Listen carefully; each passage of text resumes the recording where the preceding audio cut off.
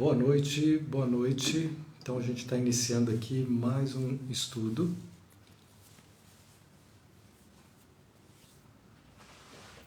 Sejam bem-vindos.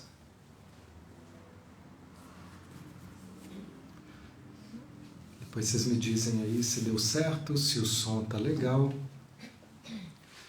E agora a gente está aqui também ao vivo aqui presencialmente na oficina da alma, onde estamos dando aqui mais um passo no nosso ciclo de estudos, onde de 15 em 15 dias a gente traz um tema ligado a esse trabalho interior.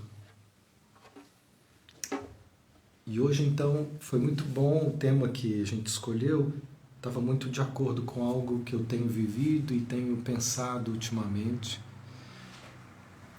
Até dividi com um grupo de alunos essa semana. Quero aproveitar também para dizer que, para quem é terapeuta e quer desenvolver esse caminho da escuta experiencial, da focalização, esse mês a gente começa a abrir um movimento que é de apresentação, de inscrição para a próxima turma de formação para terapeutas.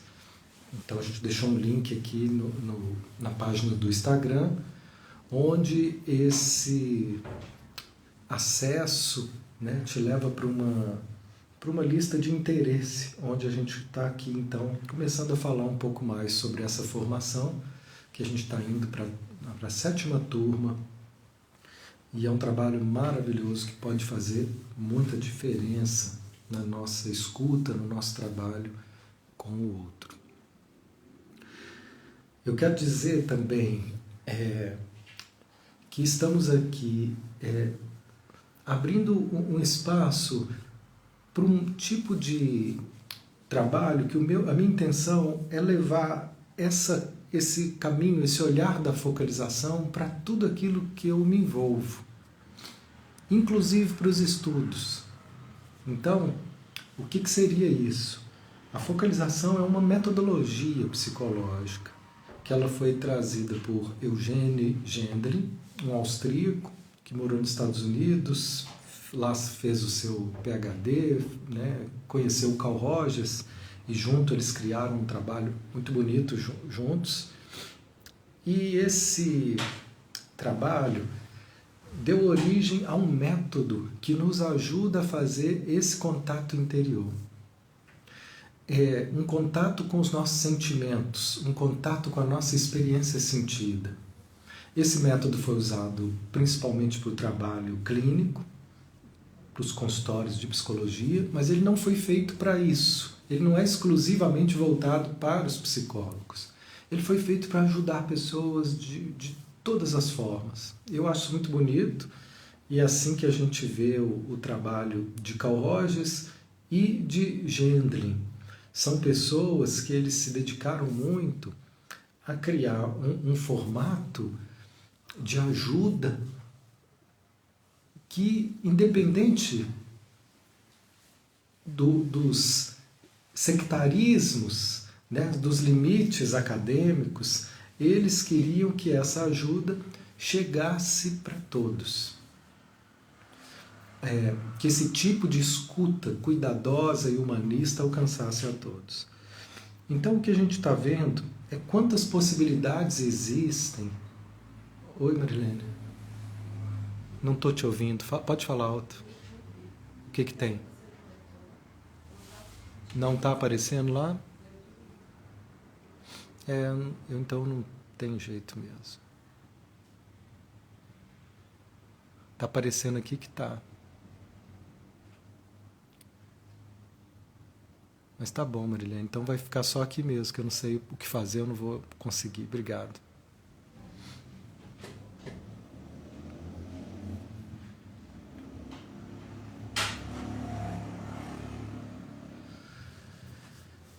Então, o que a gente está propondo é que tudo aquilo que eu ponho à mão, vocês já viram falar assim que tinha um rei Midas, que tudo que ele punha à mão virava ouro? Tinha uma história assim, não é? Aqui, e isso inclusive foi até, né, uma maldição. Mas aqui, tudo que eu ponho a mão, eu quero levar focalização. Então, se eu estou estudando o Evangelho, eu quero levar focalização para esse estudo. Então, não faz mais sentido para mim ficar intelectualizando sobre o Evangelho, pesquisando antropologicamente, teosoficamente. Eu respeito quem faz isso, eu acho que é lindo, é um conhecimento lindo. Eu já participei de vários núcleos de estudos assim, mas eu percebi que a minha necessidade é outra. É de sentir o Evangelho, é de me deixar ser transformado por ele. Então eu trouxe o método da focalização para esse relacionamento com o Evangelho. Então a gente tem um trabalho onde semanalmente a gente encontra um grupo no Zoom, aberto a todos, e onde a gente traz trechos do Evangelho, mas com essa perspectiva dela ser sentida, corporalmente sentida. E a partir daí a gente vai percebendo como podemos ir muito mais profundo, como a gente desenvolve um outro nível de relacionamento quando a gente se permite se abrir dessa forma. É incrível, é profundo, é transformador e cada vez me dá mais prazer de estar ali envolvido com esse trabalho. E da mesma forma, a gente tem grupos de estudo. A gente estuda o Pettork, a gente tem um grupo de estudo de focalização. Esse grupo de estudo aqui que a gente faz online, aberto ao público, ele é feito há 12 anos e durante muito tempo foi semanal, durante mais de 10 anos semanal, hoje em dia a gente faz quinzenal. E a minha proposta é ir trazendo para cá também, cada vez mais, essa perspectiva. Então, hoje eu peguei uma palestra do Pettork para me inspirar. É a número 128. Essa palestra a gente fez uma narração. Para quem não conhece, o Pettork é um sistema de trabalho de autoconhecimento. É também uma metodologia muito profunda. Eu estou para dizer que é talvez a metodologia mais completa que eu encontrei de autoconhecimento. Porque ela abrange, ela fala de muitos aspectos, de uma forma bem profunda, e ela consegue tocar em um vasto cenário de caminhos. Ela fala coisas que dizem respeito ao caminho oriental, coisas que dizem respeito à psicologia analítica, coisas que dizem respeito à psicologia humanista, coisas que dizem respeito ao ocultismo, coisas que dizem respeito à mística mais profunda do cristianismo. É um trabalho que tem uma abertura para o desenvolvimento espiritual. Eu nunca conheci um trabalho psicológico que tivesse tanta abertura para o desenvolvimento espiritual. E, ao mesmo tempo, é um trabalho de desenvolvimento espiritual que tem muito conteúdo psicológico. Então, esse trabalho é uma inspiração para nós aqui. E cada vez que eu preparo um estudo, faço uma palestra aqui, e nós temos os grupos de estudo, né, fechados sobre esse tema, que também qualquer um pode participar, mas aí ele é pago, ele acontece de 15 em 15 dias, na terça e na quinta à noite. Pronto, arrumei.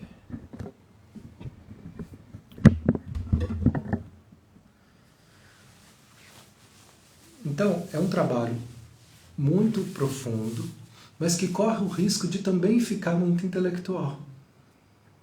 Se a gente não se abrir para sentir um pouco mais o que está sendo dito. E por que então, Mateus, essa insistência e com o sentir? Nada contra o pensar, mas até o pensar nós precisamos dele para escrever um artigo, para escrever um livro, mas ele pode estar conectado ao sentir. Então hoje eu vou trazer aqui alguns pensamentos para vocês. Se eles ficarem apenas no nível racional, eles vão ter muito pouco efeito de transformação. Então, essa necessidade do sentir que justifica todo esse trabalho que a focalização nos ensina, é simplesmente porque sem o sentir, o nosso poder de alcance transformador de qualquer trabalho vai ficar limitado. Então tem muita gente que tem a Bíblia inteira de cor na cabeça, mas o coração está fechado, cheio de mágoas, rigidez. Vocês já viram quantos religiosos rígidos? Não combina. É uma contradição. Eu mesmo me vi muitos anos da minha vida rígido na minha forma espiritualista de seguir, de buscar, porque eu estava muito mental, muito preso, sabe, a essas concepções racionais, idealizadas. Então, quando a gente começa a descer para o nível, o Gendlin fala, desce de nível, sai daqui de cima, desce e vai para os níveis mais profundos do sentir, nós estamos envolvendo o trabalho com o corpo. E a partir daí a gente tem uma concretude maior. Cada conceito, o guia nessa palestra do Petor, que ele diz assim, que cada conceito, cada palestra é um portal de energia transformadora. Mas essa palestra, para mim, eu vou começar com uma frase que eu recorto assim. Primeiro que eu decidi, toda vez eu fico um pouco aflito de achar que é sempre pouco tempo para falar de tanta coisa. Então essa de hoje eu recortei algumas, mas sem a menor pressa de esgotar esse tema. E falei, se precisar, eu volto nessa palestra e nesse tema mais umas 2 ou 3 vezes, porque eu acho que vai valer a pena. Quem nos acompanha aqui há mais tempo e segue esse ciclo de estudos, pode ser que sinta o quanto isso vale a pena a gente dar mais atenção. Para mim, isso hoje, né, nunca fez tanto sentido, essas palavras que eu vou ler aqui. Mas um desses recortes, ele diz assim, algumas realidades, como essa que ele está nos dizendo, elas só são visíveis para quem decide ver e entender. Então, antes de tudo, quando a gente se aproxima de um trabalho terapêutico, ou quando a gente se aproxima de um estudo, pode ser que a gente perceba uma indisposição. Eu estou ali porque eu queria aprender, queria melhorar, queria mudar, mas talvez você perceba uma indisposição. Essa indisposição, ela vai fazer com que o nosso olhar fique nublado. Então, isso aqui já tem um conceito maravilhoso. Só vê quem quer ver. Então, a visão que nos liberta, ela começa com o querer. E Jesus também falava disso quando ele dizia algumas coisas e falava, quem tem olhos de ver, que veja. Quem tem ouvidos de ouvir, escuta. Então eu escuto, mas eu não tenho ouvidos de ouvir. Esse ouvido de ouvir, ele é uma sensibilidade que vai se apresentando como recurso a partir do momento que a gente toma essa decisão. Então eu queria começar com vocês com essa decisão da gente estar aqui hoje e ao mesmo tempo se abrir para essa vontade. Eu quero dar mais um passo na compreensão da minha dinâmica pessoal. Eu quero dar mais um passo de esclarecimento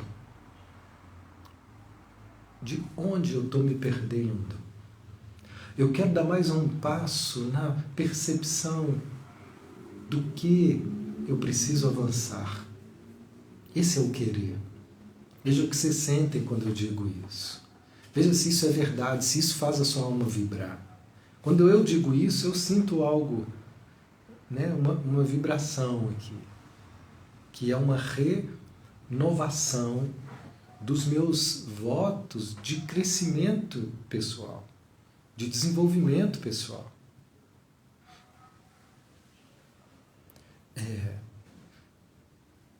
A gente falou na semana passada de que a gente só não se desenvolve mais pela falta do querer. Que o nosso querer, ele fica insustentável.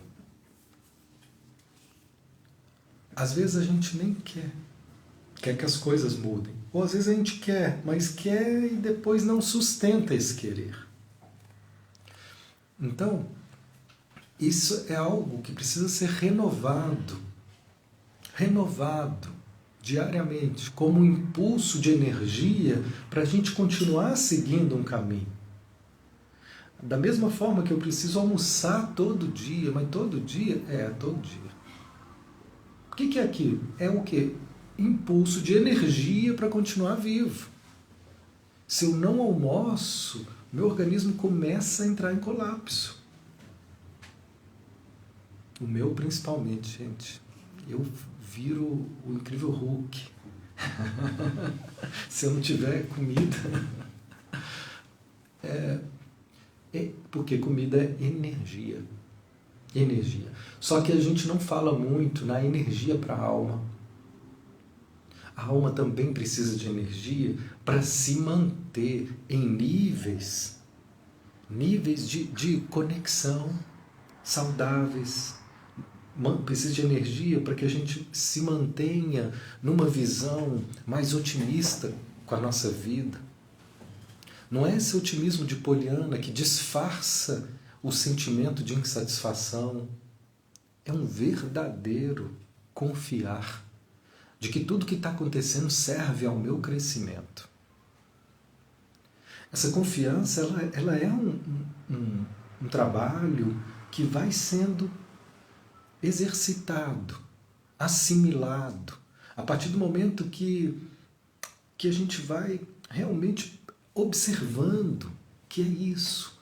Quantas vezes crises dolorosas e dificuldades, desconfortáveis que a gente viveu foram a necessidade que a gente precisava passar para poder desenvolver em nós um novo padrão de consciência.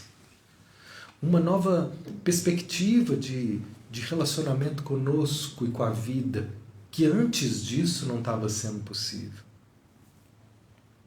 Já teve vezes até de eu perceber que eu não estava muito bem e gripei. E depois da gripe, eu fiquei melhor do que eu estava antes de gripar. A própria gripe, as próprias doenças, elas também estão promovendo aí uma dinâmica de transformação na nossa consciência. Mesmo as doenças mais simples, como uma gripe. Tem um movimento acontecendo para quem tem olhos de ver. Para quem tem olhos de ver, uma perda é sempre um ganho. E um ganho pode até ser uma perda. Essa dinâmica, a gente fica ainda muito num lugar superficial e limitado de avaliar as coisas. Mas a gente vai aprendendo a ampliar e dizer tudo está a serviço do meu desenvolvimento. Inclusive, quando eu falo tudo, aquilo que eu sinto também. A maior dificuldade que eu vejo quando eu acompanho as pessoas clinicamente no consultório é justamente a guerra que se cria internamente quando a gente encontra aqui alguns aspectos que a gente não gosta. Por exemplo, uma pessoa que trouxe uma situação onde ela viu que quando ela vive uma frustração, a tendência dela é encontrar uma menina que fica emburrada por um tempo. E quando ela via essa característica, gente, todo mundo aqui vive frustrações. E é muito raro alguém lidar bem com frustrações. cada um, nós vamos aprendendo inclusive isso. A frustração é sempre algo desagradável e ela não pode ser evitada. Mas a forma com que a gente lida com ela vai definir o que vai vir depois. Como que eu lido com as minhas frustrações? Essa menina, quando ela percebia uma frustração, ela se fechava numa espécie de pirraça.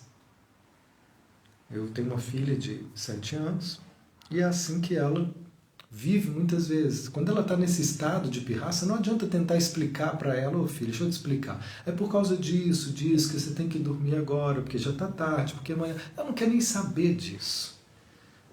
Ela está puta e ela chora e ela briga, ela está com raiva. E aí, a coisa que mais costuma dar certo é mudar o foco dela. Que se eu tentar explicar para ela e convencer ela que ela não devia estar chorando por uma coisa que ela está com raiva, não vai funcionar muito. Mas às vezes, quando é possível mudar esse foco, às vezes ajuda um pouco. E pode ser que em alguns momentos também nos ajude, mas tem hora que não dá. A pirraça vai vir, ela vai ter que só chorar e precisar de um tempo. E alguns adultos percebem que, apesar de eu ser adulto e eu não deitar no chão mais e ficar esperneando, eu também tenho um tempo maior para lidar com a frustração. Não é tão rápido, não deu. E simplesmente eu passo para o próximo. Eu preciso de um tempo para digerir isso. E essa pessoa então trouxe uma situação onde ela percebia esse aspecto que a gente chama de criança interior como um simbolismo para a gente aprender a referenciar essas emoções imaturas, né, dentro de nós. E ela viu então essa menina chorando, mas o desprezo dela foi isso que marcou de uma forma mais significativa o desprezo dela em relação à menina que estava fazendo pirraça. Então, não sei se vocês têm filhos, sobrinhos, se vocês já tiveram. Às vezes é inevitável que a criança faça pirraça. E aí a pergunta é: como vocês, como pais, lidam com a pirraça da criança? Então, para alguns pais é insuportável. E aí vem uma repressão, vem um xingo, porque é muito difícil para eles darem o direito para a criança fazer pirraça. Como se elas não pudessem ter esse direito. É claro que para tudo tem limite, se ela começar a quebrar a casa é melhor você intervir, mas é uma expressão da raiva, de que eu estou começando a entender de que a vida ela não vai poder ser tudo do meu jeito. Começando a entender. Porque até então era muito assim, chorava e era atendido. Tinha, pedia e recebia. E de repente agora não vai dar mais. Não, aqui não tem jeito. O quê? É uma frustração. E aí, nesse caso, essa situação, para que ela seja mais leve, o primeiro passo, psicologicamente falando, é a gente desistir de brigar com essa parte. É entender que faz parte da nossa tarefa nessa vida acolher esses aspectos dessa personalidade. Então, essa pessoa tem esse aspecto, ela tem um monte de recursos, de talentos, de desenvolvimento para vários outros níveis. Ela se porta como exemplar, como uma adulta responsável, mas nesse ponto e nesse nível, ela tem uma dificuldade muito grande. Ela precisa de um tempo maior, mas não tem a tolerância com esse aspecto. Então, aquilo que poderia ser um trabalho, de auxílio para que ela seguisse o desenvolvimento dela, passa a ser uma guerra interior. Assim como às vezes a gente faz guerra com uma doença, faz guerra com uma perda, a gente também faz guerra com emoções que a gente não gosta e não entende dentro de nós. Então, desenvolver uma atitude de abertura não significa se resignar, mas significa abrir um espaço de aceitação ao que está fora do meu controle. Só assim nós podemos encontrar um caminho diferente de mudança. Então, todo esse trabalho, ele visa desenvolver em nós esse nível de maior confiança para a vida. Quando a gente tem uma confiança para lidar com esses aspectos em nós e fora de nós, a gente encontra aí facilidades que as pessoas que estão pessimistas não encontram. Então, o que eu quero dizer é que tem uma frase também no Evangelho que é estranha, assim, mas agora talvez seja mais fácil de entender. Aqueles que mais têm, mais receberão. Aqueles que menos têm, menos terão. E se a gente trouxer a confiança e esse olhar de abertura para a vida, a gente pode entender que, nesse sentido, fica compreensível. Quanto mais confiança eu tiver, mais a vida vai responder de acordo com isso. E quanto menos confiança eu tiver, menos eu vou ter também retorno nesse sentido. Então, a vida ela vai responder de acordo com as nossas expressões interiores. Mais do que a gente pensa, envolve o que a gente sente, o que a gente vibra, que às vezes é muito contraditório do que eu penso, do que eu sinto. Então, essa palestra de hoje é a número 128. A gente gravou um áudio dela e a gente deve postar no canal do YouTube, onde a gente está colocando esses áudios, que chama canal Petwork MG. E essa palestra ela tem um nome que chama assim: Barreiras que o homem constrói de alternativas ilusórias limitadas. Porque eu poderia perguntar, mas puxa, por que eu não tenho mais confiança? Por que a gente não tem mais? Já que esse parece ser o caminho para que a gente receba mais da vida. Então, se a gente não tem mais confiança, é somente em função de que algumas barreiras foram construídas. São barreiras de ilusão, mas elas só vão poder ser vistas como ilusão depois que a gente conseguir ficar de frente para elas. Caso contrário, elas vão parecer muito reais. Quem não se sente capaz de sair do lugar que está, de mudar alguma coisa na sua vida, de sair de um relacionamento, de mudar de emprego, né? O que se hoje você gostaria de fazer que talvez você não se sinta capaz? Que você pode perceber, eu queria fazer isso, mas acho que não dá para mim. Você coloca uma dúvida nessa intenção.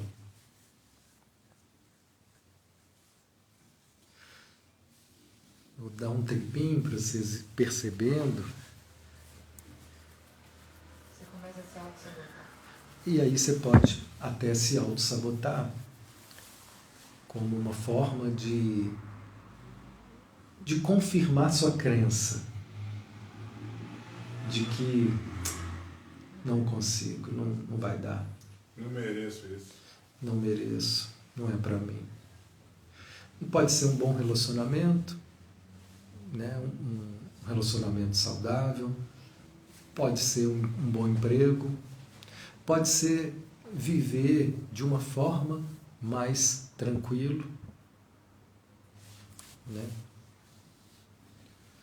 Aqui tem uma pessoa perguntando: quando eu sinto raiva porque o outro não me dá atenção? Né? Então, aqui nós temos: será que eu não posso ser capaz de ficar bem sem a atenção do outro?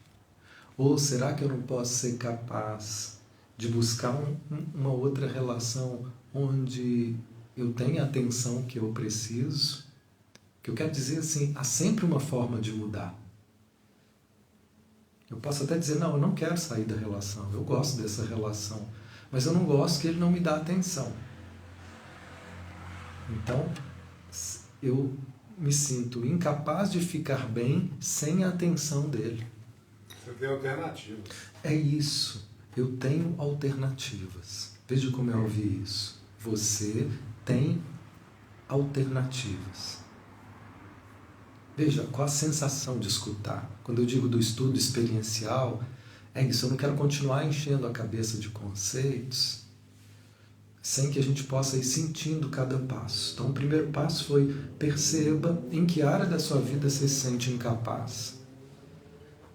E aí uma pessoa diz: eu me sinto incapaz de ficar bem quando eu não tenho atenção da pessoa que eu estou. Então, aqui parece que eu estou preso, porque eu não consigo sair do relacionamento, mas eu também não consigo ficar bem no relacionamento. E essa é que é a ilusão.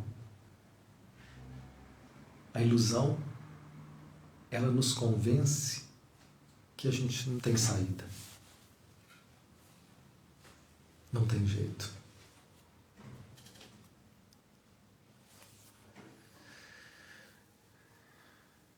E aqui, esse estudo e essa palestra, ela começa dizendo: existe alternativa. Toda vez que você estiver presa nessa ideia de prisão, de não há saída, de incapacidade, nós estamos prisioneiros de uma ilusão. Porque sempre há saída, sempre há uma alternativa. Nem que seja aqui: mas eu não posso mudar o outro. Não se trata disso. Mas eu posso mudar a minha postura interna diante do outro. Isso eu posso. Mas primeiro eu preciso, voltando lá no início do estudo, acreditar que eu posso. Se eu não acredito que eu posso encontrar uma outra alternativa, ela simplesmente não vai aparecer.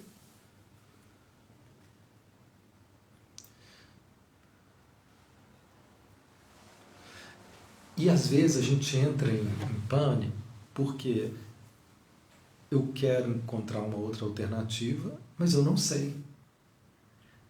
E a mente, ela ainda não sabe, ela não entende.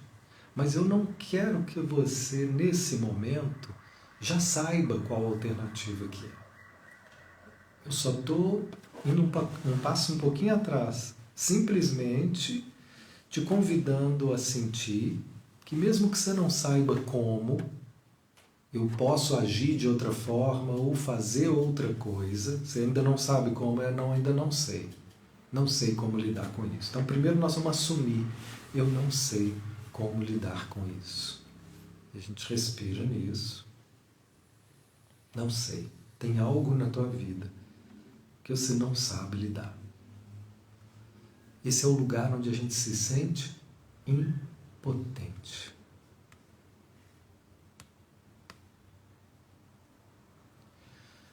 E da mesma forma que eu não sei lidar com a pirraça, porque a pirraça é uma expressão da indignação diante da impotência.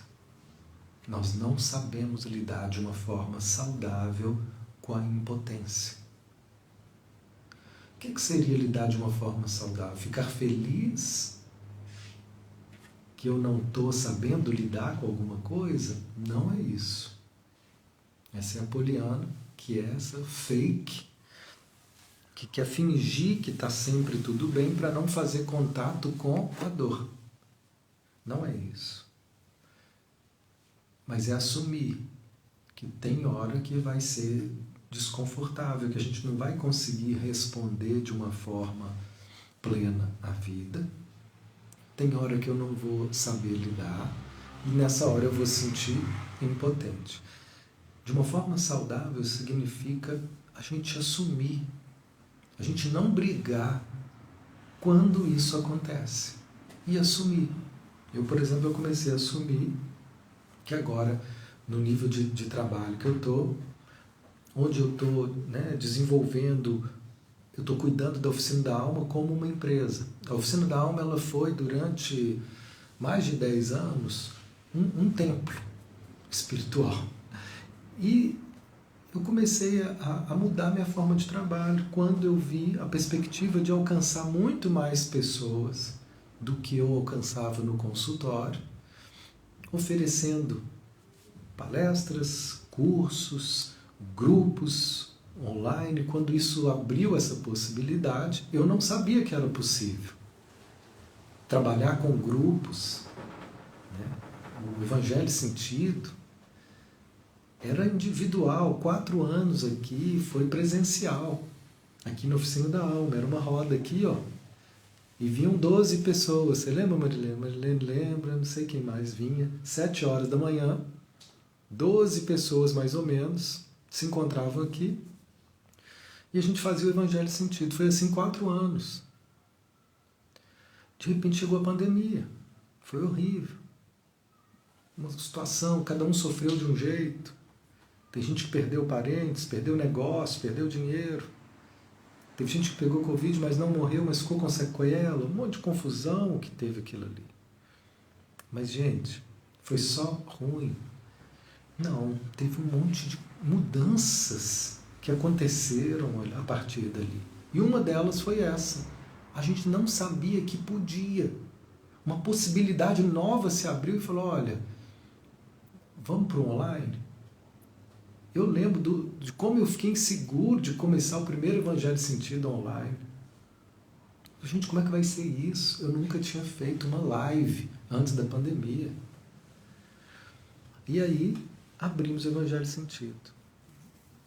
Gente, foi maravilhoso. E a partir daí, agora, se instaurou uma nova possibilidade que eu não imaginava, que eu não acreditava, que eu não conseguia ver que isso poderia ser possível.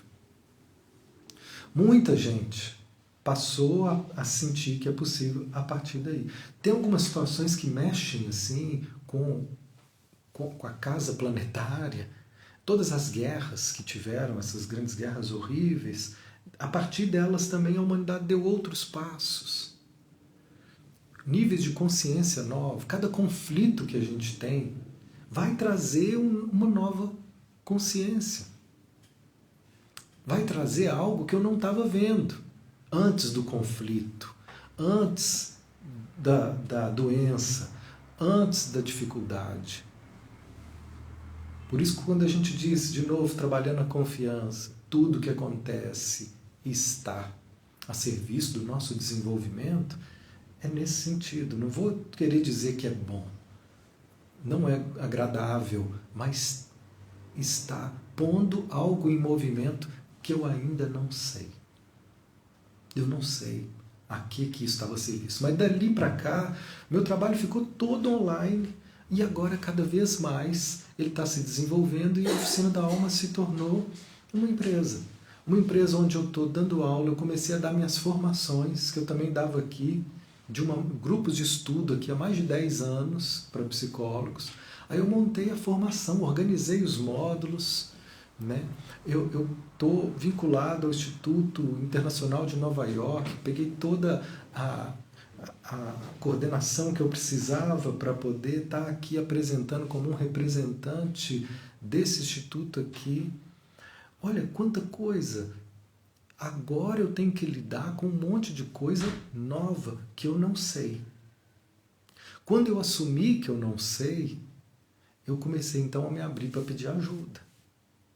Porque enquanto eu achava que eu podia ir levando, eu não percebi que eu estava impedindo o meu crescimento. Então, negócio de imposto de renda, eu tenho uma certa fobia de número, gente. E eu estou tendo que aprender a lidar com isso. Número é um trem que me arrepia. Então, imposto de renda, essas coisas que você tem que ver na sua empresa, eu não queria. Deixei de lado. Outras coisas não queria. Não, vocês olhem aí, eu queria continuar sendo só o terapeuta e o professor e deixar que alguém resolvesse, até que começou a dar alguns problemas e eu me dei conta, olha, você vai precisar assumir mais coisas, você vai ter que soltar outras, não está dando, não estou conseguindo mais atender individualmente, estou soltando, estou atendendo muito pouco, criando uma equipe cada vez mais preparada para atender em nome da oficina, de pessoas que formaram aqui, de pessoas que estudam comigo há anos, né? Cacau Bebel está aqui, a gente estuda aqui, tem mais de 10 anos que a gente está estudando, uma equipe super bacana. Então eu crescendo, eles também vão crescer, a oficina está crescendo, mas eu tenho que olhar para algumas coisas, só um exemplo de como eu então comecei a ter que primeiro assumir, eu não sei lidar com isso. E a partir daí, abriu uma possibilidade. Apareceu uma pessoa, e eu comentei com ela, nossa, estou vivendo um problemão aqui, eu estou perdidinho aqui, negócio de empresa, de oficina. Ela olhou para mim e falou assim, eu trabalho com isso. Eu ajudo pessoas a desenvolver, meu trabalho é esse. Eu nem sabia que era esse o trabalho dela. Falei, você pode me ajudar? Posso. Amanhã você pode? Posso. Começou. Um nível de coordenação, tudo a partir do momento que eu assumi. Eu não sei. Então, quando eu assumo que eu não sei, em vez de tentar fingir que dá para levar, fingir que eu estou sabendo, não, eu não sei lidar com isso. Nessa hora, eu começo então a parar de lutar com essa incapacidade e a partir daí eu me abro para aprender. Eu não sei lidar com isso. Eu não sei responder de outra forma a essa pessoa aqui em casa. E quando então eu começo a assumir, eu também implicitamente estou indo em direção ao próximo passo. Eu quero aprender.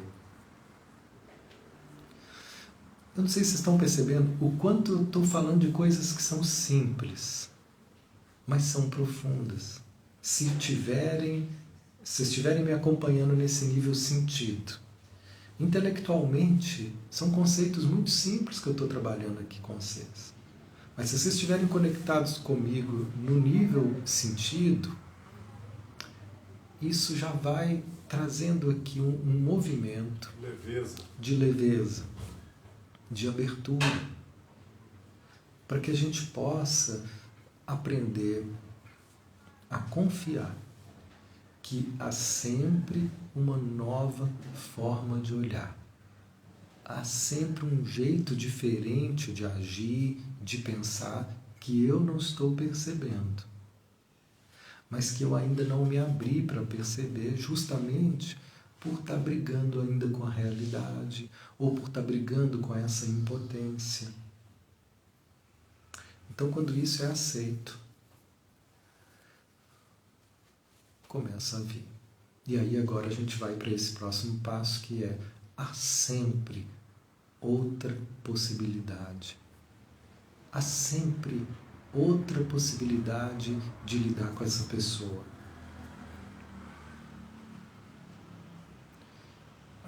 Quando a gente está em estado de sofrimento emocional, a gente perde a criatividade. Esse vale um post. Depois vocês anotam aí para mim. Quando a gente está em estado de sofrimento emocional, nós perdemos a criatividade, a gente fica com a cabeça fechada, rígidos. E aí a gente só responde de uma forma padronizada.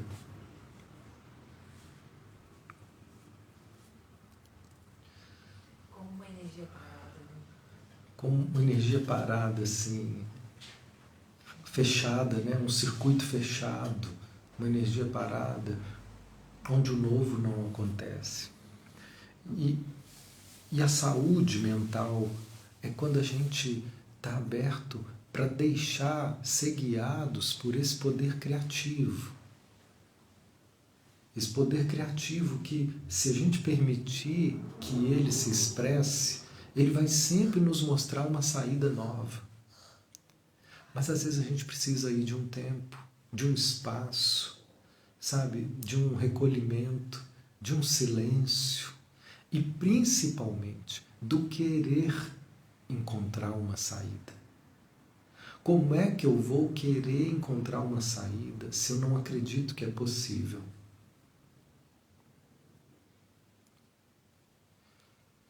Então eu posso sintetizar o que a gente trabalhou até agora. Existem coisas que eu não sei lidar. Existem coisas que eu me sinto incapaz. Mas, mesmo que eu não saiba como, porque eu fico às vezes me pressionando a ter que entender algo que eu não sei. Então, primeiro, eu assumo que eu não sei. Mas mesmo que eu não saiba como, eu confio que existe uma forma. E 2, eu quero aprender. Aí sabe o que vai acontecer? Vai aparecer. Essa é a magia da vida. A vida traz o seu desejo, ela traz aquilo que você emana. Nós atraímos aquilo que nós acreditamos. Se eu acredito que existe uma outra saída, e se eu desejo encontrar, vocês vão ficar muito surpresos. Ou quem já experimentou sabe o quanto isso é verdade, o quanto isso é possível. Então, nós estamos falando de uma dimensão que eu acho que cada vez mais vai ser descoberta como uma física vibratória, energética das nossas relações humanas, que se encaixa diretamente com o psiquismo. Porque o que a gente acredita, as crenças, elas são expressões das nossas experiências sentidas, das conclusões que a gente foi tirando ao longo da vida. Conclusões, inclusive, que a gente não teve espaço para revê-las, para questioná-las. Então, se você realmente não acredita que é possível, é hora de questionar essa barreira ilusória que te impede de achar caminhos criativos. O que te fez acreditar que não era possível? E aí nós vamos encontrar um medo, nós vamos encontrar talvez situações na infância onde eu aprendi a me conformar com a impossibilidade, a me conformar com a derrota, ou qualquer coisa. Mas seja o que for, isso também vai sendo percebido e acolhido. Mas hoje eu gostaria de estar trabalhando com vocês essa afirmação de forma sentida. Sabe? Essa afirmação que nós vamos colocar nela, ou relacionar com ela, até o momento que isso possa vibrar em nós. Ou seja, voltando aqui para a focalização, que ela possa ser sentida. Se essa ideia for apenas uma ideia racional, gente, ela não vai fazer efeito. Você sabe por que muitas vezes esses trabalhos de autoajuda não funcionam? É porque eles ficam muito mentais. E aí a coisa não se sustenta. E quando um trabalho de autoajuda, ou qualquer outro trabalho, funciona, é porque ele alcançou níveis experienciais, emocionais, e sentidos. Eu sempre inicio meus grupos assim com música. Seja uma música que eu coloco aqui na Oficina da Alma, quem chega mais cedo, fico aqui cantando, né? Eu adoro, a gente preenche isso aqui com o canto, porque a música ela tem esse poder de não pedir licença para a razão e vai direto no nosso coração, nos fazendo vibrar. Não sei se alguma das músicas que eu cantei aqui tocou vocês de alguma forma. Eu vou tocando, eu só me disponho a cantar músicas que me tocam. Às vezes uma pessoa falou, Matheus, tem uma música aqui para você tocar, achei tão bonita. Aí eu falo, ó, o negócio é o seguinte, eu vou ouvir. Se eu arrepiar com a música, aí eu toco. Eu vou buscar aprender. Agora, se não, ela pode ser bonita, mas aí não é para mim, não vai dar. Porque eu só trabalho com a música assim, de uma forma viva e sentida. E aí quando eu canto as músicas que me fazem vibrar, é muito comum as pessoas dizerem, Matheus, me toca te ouvir.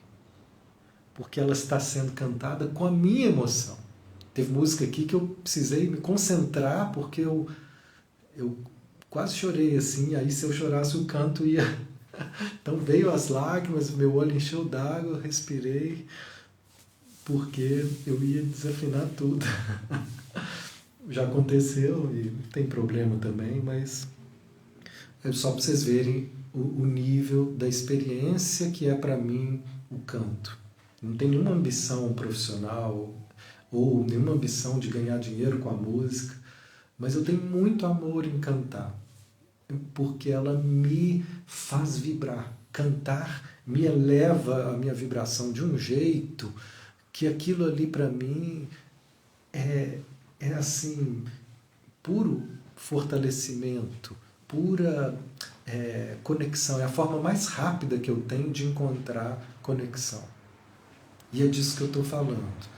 De buscar também, não só na música, mas em palavras e em crenças novas. Eu entendo que muitas coisas podem ter sido difíceis para cada um, mas agora nós estamos reformulando essa perspectiva de vida e trazendo um novo argumento, uma nova crença, né, de que é possível encontrar outra forma.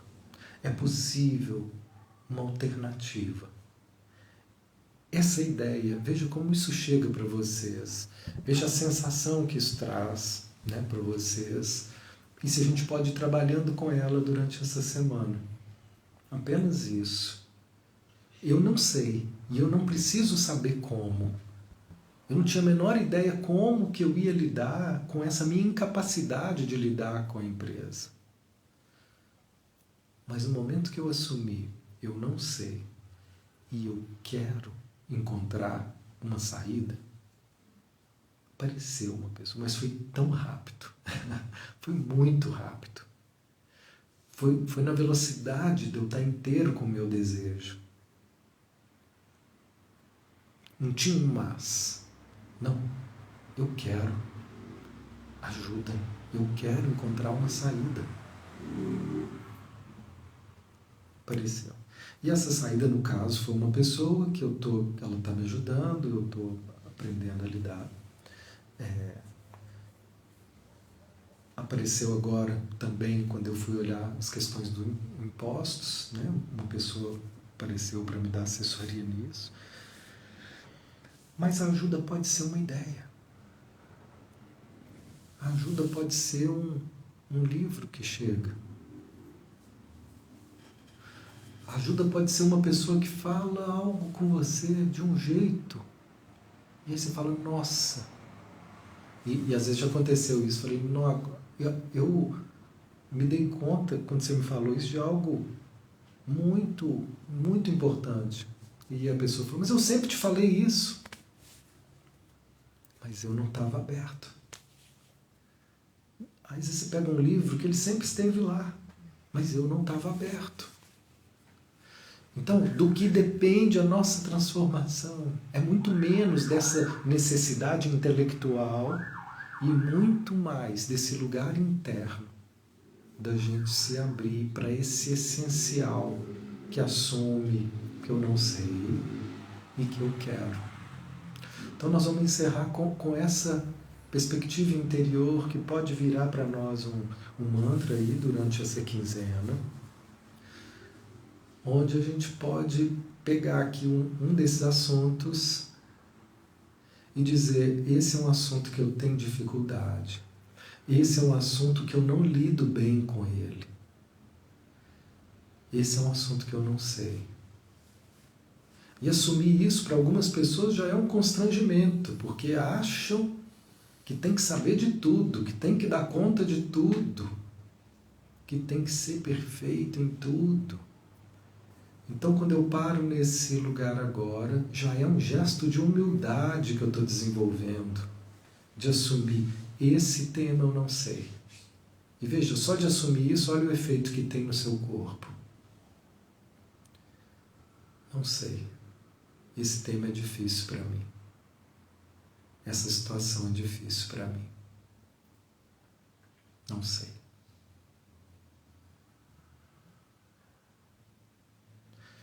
Eu trouxe um tema aqui meu, e aí está vindo inclusive uma emoção. Se eu ficasse aqui mais, talvez já viriam aqui novas percepções e compreensões que eu ainda nem imagino a respeito dessa dificuldade que eu coloquei aqui como pauta.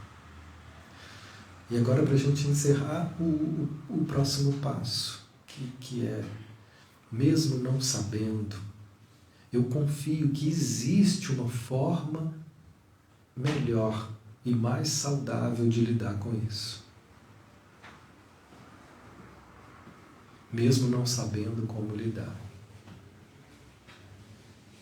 eu confio que existe uma forma, existe uma outra alternativa, que existe um caminho saudável para lidar com isso. Veja se isso chega bem, se não tem nada em você que rejeita, ou você acha que realmente não tem saída e você é uma vítima condenada eternamente a sofrer com isso. Pode ser, e aí você pode trabalhar isso depois também. Nossa, percebi que eu me sinto realmente tão impotente que eu acho que não tem saída nunca para mim. E aí é um tema também importante de ver. Mas talvez você possa começar a sentir essa leveza de confiar. Eu não sei, mas existe uma saída. Eu confio que essa saída há de existir. Eu só não sei, mas ela existe. E agora o terceiro passo. Eu quero aprender. Eu quero saber.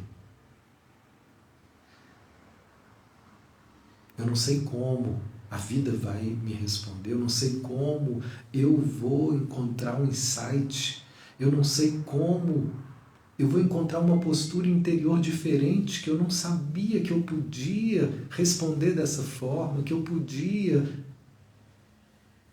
Eu não sabia, mas eu sei. Eu quero. Eu sei agora. Eu quero. E aqui então nós estamos ativando o nosso desejo de encontrar uma saída que às vezes já tinha desistido. E veja como é ativar isso. Eu quero. Eu quero. Eu quero me sentir mais livre em relação a essa situação. Eu quero me sentir mais realizado em relação a essa situação.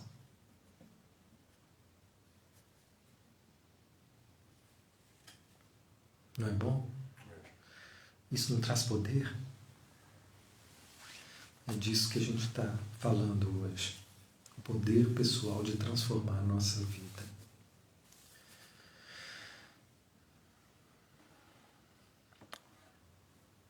Uma boa noite.